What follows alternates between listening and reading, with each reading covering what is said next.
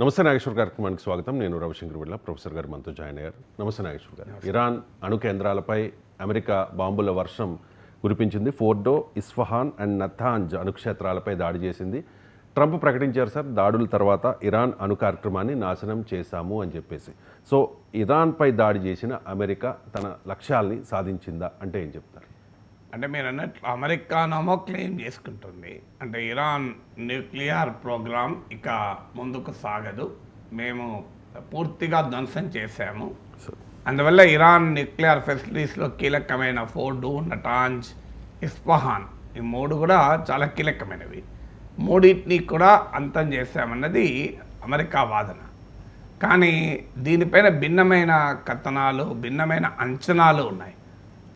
అసలు ముందుగా అసలు తాము అణుబాంబే తయారు చేయడం లేదు అన్నది ఇరాన్ వాదన. ఇప్పుడు మాదంతా శాంతియుత అవసరాల కొరకే అణు పరిజ్ఞానాన్ని వాడుతున్నామన్నది ఇరాన్ వాదన.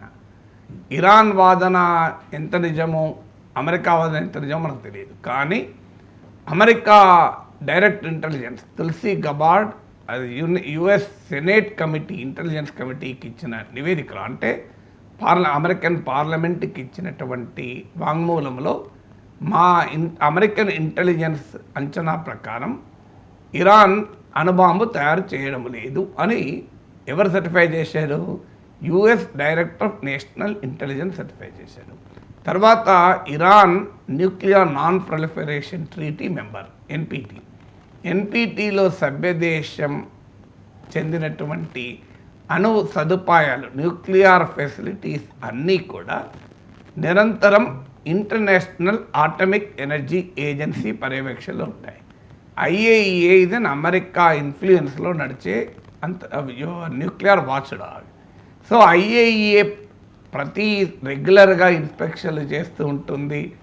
ఐఏఈఏ ఇన్స్పెక్షన్లు చేస్తున్న సమయంలో అసలు రహస్యంగా అణుబాంబు సాధ్యమవుతుందా అని, ఎందుకంటే అణుబాంబు సాధ్యం కావాలి అంటే అదేదో చిన్న రూమ్లో సీక్రెట్గా అణుబాంబులు తయారు చేయలేరు. యురేనియంను ఎన్రిచ్మెంట్ చేయాలి.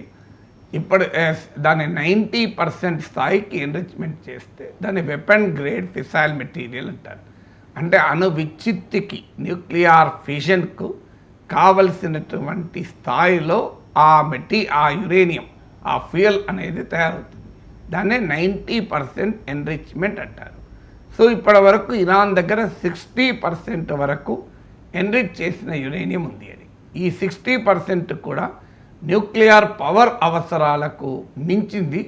మరి ఎందుకు తయారు చేస్తుంది అనేది ప్రశ్న. సో దాని ఆధారంగానే ఒక 2 వారాల్లో కావాలంటే ఇరాన్ ఈ 60% ఎన్రిచ్మెంట్ను 90% ఎన్రిచ్మెంట్గా మార్చగలుగుతుంది కనుక దాన్ని నిర్వీర్యం చేస్తానికే తాము అటాక్ చేస్తామని చెప్తున్నారు. సో కానీ ఇదే రకమైన వాదన గతంలో ఇరాక్ పైన యుద్ధం చేయడానికి అమెరికా వాడింది. అమెరికా చేస్తున్న వాదన Iran is the number 1 state exporter of terrorism అని అమెరికా నిన్న వ్యాఖ్యానించింది. అమెరికా పైన జరిగిన తీవ్రవాద దాడుల్లో ఇరాన్ ఉందా? అమెరికా పైన జరిగిన తీవ్రవాద దాడుల్లో ముఖ్యుడైన ఒసామా బిన్ లాడెన్ ఇరాన్లో దాక్కున్నాడా? ఒసామా బిన్ లాడెన్ పాకిస్తాన్లో దాక్కున్నాడు.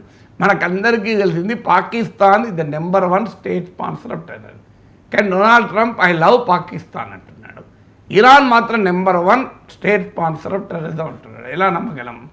అందువల్ల మొదలు తేలాల్సింది అసలు ఇరాన్ న్యూక్లియర్ వెపన్ వరకు వెళ్తుందా లేదా అనే దానిపైననే భిన్నాభిప్రాయాలు ఉన్నాయి. ఒకవేళ వెళ్తుంది అన్నప్పుడు ఇప్పుడు అమెరికా జరిపిన ఈ దాడులు వెళ్లకుండా నిర్వీర్యం చేయగలవా అనే క్వశ్చన్ నెక్స్ట్ వస్తుంది. దీనిపైన కూడా గ్లోబల్ ఎక్స్పర్ట్స్ భిన్నమైన అంచనాలు ఉన్నాయి. కొంతమంది చెప్పేది ఏంటంటే ఇది ఆల్రెడీ జూన్ 13th రోజు ఈ ఇజ్రాయెల్ అటాక్స్ మొదలైనాయి. జూన్ 13th అటాక్ మొదలయ్యాకనే నటాంజ్ అణుక్షేత్రం పైన ఇజ్రాయిలే దాడి చేసింది ఫస్ట్. అమెరికా దాడి చేయాలని నెతన్యాహు అడుగుతూనే ఉన్నాడు. Trump I may or may not attack Iran అని అంటూనే ఉన్నాడు. ట్రంప్ ప్రచార సమయంలోనే ఇరాన్ న్యూక్లియర్ ఫెసిలిటీస్ని అటాక్ చేయాలని కూడా అడిగాడు. బైడెన్ ఒప్పుకుంటలేడు, నేను ప్రెసిడెంట్గా ఉంటే న్యూక్లియర్ ఫెసిలిటీస్ అంతం చేస్తా అన్నాడు. అని ఎప్పుడు అటాక్ చేశాడు? సండే, అంటే 22nd మార్నింగ్ అటాక్ స్టార్ట్ అయింది. అంటే ఈ 9 డేస్లో ఇరాన్ కామ్గా ఉంటుందా? ఇరాన్కి అర్థమవుతలేదా? మనకే అర్థమైనప్పుడు. సో ఇరాన్కు ఆ సమాచారం ఉండదా అమెరికా అటాక్ చేస్తుంది అని? నాగేశ్వర లాంటి వాడికి అర్థమై 5 పాసిబిలిటీస్ ఏంటి అని మనం సాటర్డే మాట్లాడుకున్నప్పుడు 5 పాసిబిలిటీస్ ఉంటాయి ట్రంప్ ఎందుకు సంకోచిస్తున్నాడు అని. అందులో 5వ పాసిబిలిటీగా నేను చెప్పింది ఇరాన్ను భ్రమల్లో పెట్టి అటాక్ చేయడం ఒక లక్ష్యం అయి ఉంటుంది. ఇరాన్ ఏమో ట్రంప్ దాడి చెయ్యడు అనే భావనలో ఉంటే ఈలోగా వచ్చి ఇరాన్ న్యూక్లియర్ ఫెసిలిటీని అటాక్ చేయవచ్చు అని 5వ పాసిబిలిటీగా నాగేశ్వరే చెప్పగలిగినప్పుడు ఇరాన్కి అర్థం కాదా? అందువల్ల ఇరాన్ ముందుగానే ఇక్కడ నుంచి కీలకమైన న్యూక్లియర్ అసెట్స్ను మరో రహస్య స్థావరానికి తరలించింది అని కొంతమంది ఎక్స్పర్ట్స్ భావన. అందువల్ల Fordow nuclear site even satellite images ఆధారంగా కూడా ఇంటర్నేషనల్ మీడియా చెప్పేది ఏంటంటే ఈవెన్ 19th రోజే అంటే 22nd మన ఇండియన్ టైం 22nd అటాక్ జరిగింది. 19th రోజు 20th రోజు కూడా ఫోర్డో న్యూక్లియర్ సైట్ మధ్య ట్రక్స్ మూమెంట్, ఫోర్డో న్యూక్లియర్ సైట్లోకి అనేక ట్రక్స్ వెళ్ళాయి. ఈవెన్ 1 కిలోమీటర్ డిస్టెన్స్లో కూడా ట్రక్స్ కనిపించినట్లు శాటిలైట్ ఇమేజెస్ చెప్తున్నాయి. అంటే ఫోర్డో న్యూక్లియర్ సైట్లోకి సాధారణంగా ఉండే యాక్టివిటీ కన్నా ఎక్కువ యాక్టివిటీ ట్రక్ మూమెంట్ ఉంది అని. దీన్ని బట్టి అంచనా ఏంటంటే బహుశా ఇరాన్ కీలకమైన సెంట్రిఫ్యూజెస్ అంటారు, అంటే ఈ న్యూక్లియర్ ప్రాసెస్లో వాడేది, అలాగే ఎన్రిచ్డ్ యురేనియం 60% వరకు ఎన్రిచ్ చేసిన యురేనియంను ఇతర ప్లేస్లకు తరలించింది అని. సో 60% ఆఫ్ శుద్ధి చేసిన యురేనియంను ఇతర ప్లేస్లకు కనుక ఇరాన్ తరలించి ఉంటే అమెరికా చెప్పిన లక్ష్యం నెరవేరదు. ఎందుకంటే దాన్ని మరో రహస్య స్థావరంలో మళ్ళీ ఎన్రిచ్మెంట్కు వెపన్ గ్రేడ్ ఎన్రిచ్మెంట్కు పోవచ్చు. ఈసారి అయితే ఇరాన్ ఇక చర్చలకు కూడా అవకాశం లేదంటుంది. ఇప్పుడు అమెరికా దాడి తర్వాత ఇరాన్ ఇక అణుబాంబు తయారీ గతంలో అటువైపు వెళ్ళకపోయినా ఇప్పుడు ఖచ్చితంగా వెళ్తుంది. ఎందుకంటే ఇరాన్కి అర్థమైంది అణుబాంబు ఉంటే తనను ముట్టుకోరని. ఎందుకంటే నార్త్ కొరియాను ముట్టుకుంటలేడు కదా. కిమ్ పైన ఇంత మాట్లాడినా సింగపూర్కి వెళ్ళి కిమ్తో కరచాలనం చేశాడు ట్రంప్ తప్ప మాట్లాడతలేడు కదా. పాకిస్తాన్ విషయంలో అసీం మునీర్కి ఎక్కలేని గౌరవం ఇచ్చాడు కదా. సో నార్త్ కొరియా పాకిస్తాన్ల అనుభవం చూశాక ఇరాన్కి ఏమనిపిస్తుంది, నా దగ్గర కూడా అణుబాంబులు ఉంటే అమెరికా నా జోలికి రాదు అని. అంతకుముందు అణుబాంబులు తయారు చేశారు అని అమెరికా చేసే ప్రయత్నంలో ఉన్నారని అమెరికా అంది, మేము చేయడం లేదని ఇరాన్ అంది. నేను అమెరికా వాదన ఇరాన్ వాదన దేన్ని ధృవీకరించడం లేదు. కానీ ఒకవేళ గతంలో చేయకపోయినా ఇప్పుడు మాత్రం చేస్తారు. ఎందుకంటే ఇప్పుడు ఇక ఇంతదాకా జనక వాళ్ళకి అనుభవం కనబడుతుంది కదా. అంటే ట్రంప్ యాక్షన్స్ లక్ష్యాన్ని సాధించకపోగా అపోజిట్ రిజల్ట్ ఇస్తుంది. అంటే ఇరాన్ అణుబాంబు తయారు చేయకుండా ఆపుతానని దాడి చేసింది, వాస్తవంగా ఇరాన్ అణుబాంబు తయారీకి కారణమవుతుంది.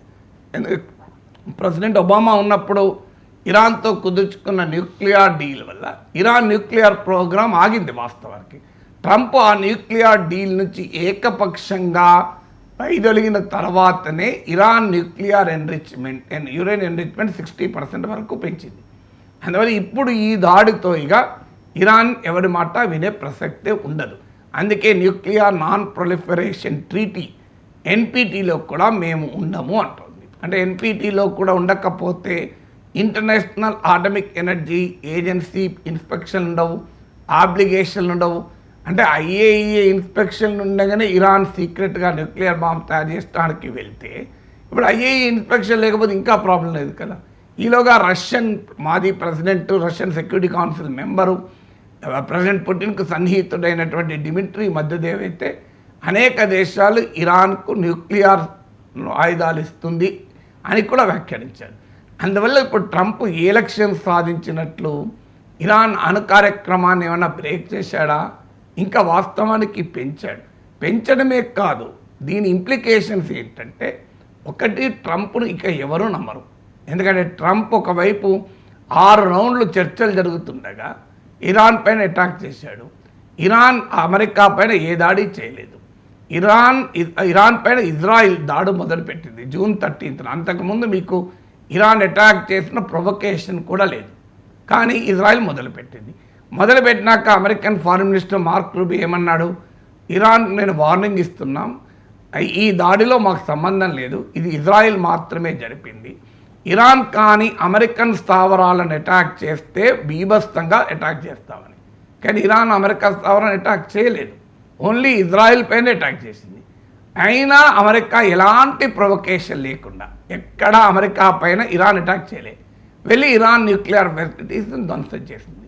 ఇక ఒకవైపు చర్చలు జరుగుతుండగా ఎన్పిటిలో మెంబర్గా ఉన్న అమెరికా అసెట్స్ పైన అటాక్ చేయకపోయినా అమెరికా దాడి చేసిన తర్వాత ప్రపంచంలో ఎవరైనా ట్రంప్ మాటల్ని ఇక నమ్ముతారా? సో ఇట్ హాస్ కూడా ఈవెన్ రేపు రష్యా యుక్రెయిన్ వార్ కూడా ఇది ఇంప్లికేషన్. రష్యా కూడా ట్రంప్ నమ్మదు ఇక, ఎందుకంటే ఇప్పుడు రేపు రష్యాను చర్చలకు పిలిస్తే రష్యా ఏమంటుంది, నిన్ను ఎట్లా నమ్మాలి నేను అంటుంది. అందువల్ల ఒక అగ్రరాజ్యం తన ఇంటర్నేషనల్ క్రెడిబిలిటీని ఫలంగా పెట్టుకుంది. రెండవది ఏమవుతుంది, స్మాలర్ కంట్రీస్ కూడా ఇక అర్థమవుతుంది మనము రక్షించుకోవాలంటే అణుబాంబే మార్గము అని. ఎందుకంటే ఉక్రెయిన్ అణ్వస్త్రాలు వదులుకుంది, రష్యా దాడి చేసింది. నార్త్ కొరియా అణ్వస్త్రాలు కలిగి ఉన్నది, ట్రంప్ ముట్టుకోవడం లేదు. అసలు ఈ మధ్య అమెరికా అసలు ఉత్తర కొరియా గురించి మాట్లాడడం కూడా మాట్లాడతలేదు. అలాగే మీకు పాకిస్తాన్ దగ్గర అణ్వాయుధాలు ఉన్నాయి. 4 రోజులు యుద్ధం చేసి భారతదేశం సుపీరియారిటీ సాధించడంతోనే అమెరికా రంగంలో దిగింది. ఇవన్నీ చూసినాక స్మాలర్ కంట్రీస్కి ఏమని ఇన్సెంటివ్, మనం కూడా అణ్వాయుధాలు తయారు చేస్తే తప్ప మార్గం లేదు అని. ఇది అణ్వస్త్ర వ్యాప్తికి కారణమవుతుంది. మీరు చూస్తూ ఉండండి, అమెరికా చర్యల వల్ల అణ్వస్త్రాలు పెరగటానికి అవకాశం ఉంటుంది. పోనీ ఇక్కడితో ఆగుతారా అంటే ఇప్పుడు ఏమంటోంది, రెజీమ్ చేంజ్ అని ఇజ్రాయెల్ అంటుంది. అంటే ఇరాన్లో ఉన్న అయతుల్లా అలీ ఖమైనీ నాయకత్వంలోని అధికార వ్యవస్థలు ధ్వంసం చేస్తాం. అమెరికా అంటోంది అది మా లక్ష్యం కాదు అంటుంది. కానీ ఇప్పుడు అమెరికాను ఎవడు నమ్మే పరిస్థితిలో ఇరాన్ లేదు, ప్రపంచం లేదు. ఇప్పుడు రేపు గనక ఇరాన్లో ఉన్న ప్రభుత్వాన్ని కూడా అధికార వ్యవస్థల్ని కూడా రెజీమ్ చేంజ్ పేరిట మారిస్తే ఏం జరుగుతుంది, ఆఫ్ఘనిస్తాన్లో ఏం జరిగింది, అల్ ఖైదాను అంతం చేస్తాం, తాలిబాన్లను ఓడిస్తామంటూ అమెరికా యుద్ధం చేసి 20 ఏళ్ళ తర్వాత తాలిబాన్కి అధికారాన్ని ఇచ్చి అమెరికా తోకముడుచుకుని వెళ్ళిపోయింది. గతంలో వియత్నాం లాంటి చిన్న దేశం పైన యుద్ధం చేసి అమెరికా ఏమైంది, అవమానాలు ఎదుర్కొని వెళ్ళిపోయింది. మీకు ఇరాక్లో సద్దాం హుస్సేన్ చంపేసి 2011లో లిబియాలో కల్నల్ గడఫీని చంపేసింది. ఇప్పటి వరకు ఇరాక్, లిబియాలో రావణ కాష్టంగా రగులుతూనే ఉన్నాయి. అందువల్ల అమెరికా ఇలా రెజీమ్ చేంజ్తో ఇంటర్వ్యూన్ చేసిన ప్రతి దేశము మీకు అరాచక శక్తులకు కారణమైంది. ఇరాక్లోనైతే సద్దాం హుస్సేన్ అంతం చేశాక ఐసిస్ పుట్టి అమెరికాకు నిద్ర పట్టనివ్వలేదు. So Islamic State in Iraq and Syria. ఇప్పుడు సిరియాలో బషర్ ప్రభుత్వం పడిపోయాక అల్ ఖైదా మాజీ ఫైటర్ ప్రెసిడెంట్ అయ్యాడు. అందువల్ల అమెరికాకు అర్థం కావాల్సింది, ఒక మార్క్ రూబీ అంటాడు, the world is more safer and stable than 24 hours ago. 24 గంటల కన్నా ముందు అమెరికా మరింత సురక్షితంగా ఉంది, భద్రంగా ఉంది అని. ఎక్కడ ఇదే మాట ఇరాక్లో చెప్పే